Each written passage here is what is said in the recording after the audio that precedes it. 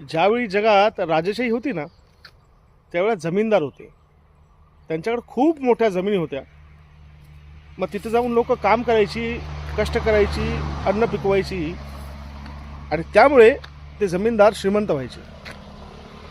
त्यानंतर काळ बदलला, औद्योगिक क्रांती आली आणि क्रांती आल्यानंतर ज्यांच्याकडे कारखाने होते, नवीन नवीन ज्यांनी शोध लावले, ते श्रीमंत झाले.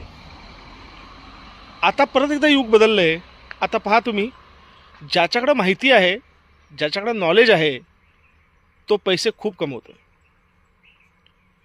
आणि आज पैसे त्यालाच मिळणार जो माहिती ठेवेल, ज्ञान ठेवेल, तो पैसे वाचवेल. पैसे वाचवेल म्हणजेच पैसे कमवेल. आता एक महत्त्वाची गोष्ट मला इथं मेसेज द्यायचा आहे. जी मुलं शाळा शिकतायत, जी मुलं शाळेतून निघालीत, गरिबाच्या घरात जन्म घेणे म्हणजे पाप नव्हे, दारिद्र्यात जन्माला येणे म्हणजे पाप नव्हे. पण जर गरीब म्हणून मेला आणि दारिद्र्यात मेला, याच्यासारखं मोठं पाप या पृथ्वी तलावर नाही आहे.